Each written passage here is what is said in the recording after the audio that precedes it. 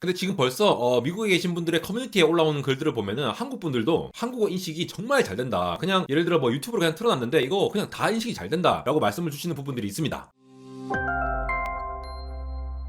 네, 여러분 반갑습니다. 안델공학 에러입니다. 오픈 AI에서 드디어 아이폰용, 아이패드용 챗GPT 앱을 출시했습니다. 그냥 웹으로 쓰면 되는 건데 뭐 굳이 앱으로 나오게 되었느냐라는 의문을 가지실 수도 있겠지만 앱으로 넘어오면서 굉장히 다양한 것들이 생겼거든요. 이 부분 함께 좀 살펴보도록 합시다. 우선 오픈 AI 홈페이지 가보면 이렇게 챗GPT 앱 for iOS라고 되어 있죠. iOS, 그러니까 아이폰과 아이패드에 들어가는 앱으로서 챗GPT 앱이 나왔다라고 하는 것이 되겠습니다. 오픈 AI는 이렇게 자기들의 이제 공지사항을 제일 이렇게 블로그처럼 이렇게 늘 공지를 하고 있는데요. 이렇게 들어가 보면은 다운로드 on the App Store, 우리 요 마크 아시죠? 앱으로 바로 다운받는 게 있는데 아쉽게도 여기 보시다시피 ChatGPT for iOS is available in the United States. 미국에서만 되고 다른 국가로 이제 앞으로 몇 주 동안 확장을 해 나갈 거라고 합니다. 아쉽지만 근데 제가 미국에 있는 친구한테 연락을 해가지고 야 좀 써봐, 아니면 우리 채널에 나와서 좀 얘기해줘 라고 했는데 일단 제가 파악한 내용부터 먼저 알려드리도록 하겠습니다. 우선 이 앱은 무료로 다운을 받으실 수가 있고요. 지금 지원하는 빙 앱 있잖아요. 빙으로 들어가시면은 이 가운데 버튼을 딱 누르고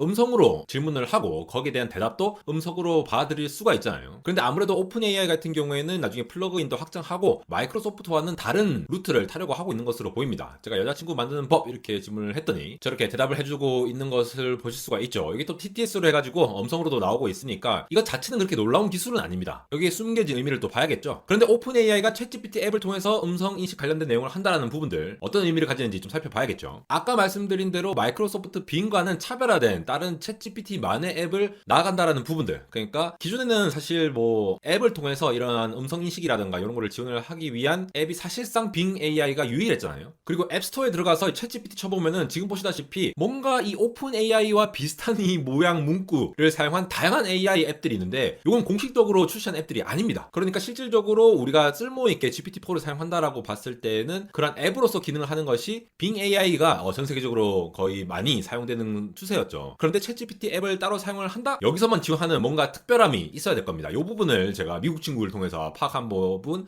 말씀드리도록 하겠습니다. 일단 먼저 단점부터 말씀드리면은 이 앱을 좀 이제 급하게 내놨는지 잘 모르겠지만 아이폰이 약간 따뜻해진다라는 의견이 있었습니다. 컴퓨팅 관련해서 이제 앱 최적화가 좀 잘 안 되거나 또 챗GPT 같은 경우에는 이 대답을 이게 스트리밍으로 해주잖아요. 단어가 따다다다 이렇게 나오는 형태로 하다 보니까 여기 처리에 있어서 아직 앱이 완벽하게 최적화가 되어 있지 않다라고 느끼는 부분도 있다라고 했습니다. 그런데 이 챗GPT 앱에서 이제 음성으로 할 수 있다라는 것이 되겠죠. 오픈AI에서는 또 위스퍼라는 또 음성 인식 요거를 또 사용할 수 있지 않습니까? 근데 지금 벌써 미국에 계신 분들의 커뮤니티에 올라오는 글들을 보면은 한국 분들도 한국어 인식이 정말 잘 된다. 그냥 예를 들어 뭐 유튜브로 그냥 틀어놨는데 이거 그냥 다 인식이 잘 된다라고 말씀을 주시는 부분들이 있습니다. 요거는 실제로 앱이 출시되면 저도 테스트를 해볼 예정인데요. 그만큼 강력한 이 AI 모델을 이용해서 음성 인식도 잘 처리를 한다. 요즘은 우리가 이제 구글 어시스턴트라던가 아니면 마이크로소프트 같은 경우에는 빙 AI를 이용해가지고 음성 인식 그리고 TTS를 많이 지원을 하고 있지만 오픈 AI가 텍스트 투 이미지, 텍스트 투 스피치까지 이어서 다양한 이러한 모델들도 독자적인 모델을 사용해서 이용을 하고 있다는 부분, 그리고 이걸 이용해서 서비스를 할 계획에 있다는 부분들을 엿볼 수 있는 부분이 아니었나 싶습니다. 실제 블로그 글을 이제 들어가서 한번 보시면은 여기 쭉 소개가 되어 있죠. 그런데 이러한 특징들 중에서도 이 앱에서 햅틱 반응이 있다라고 합니다. 이제 패러그래프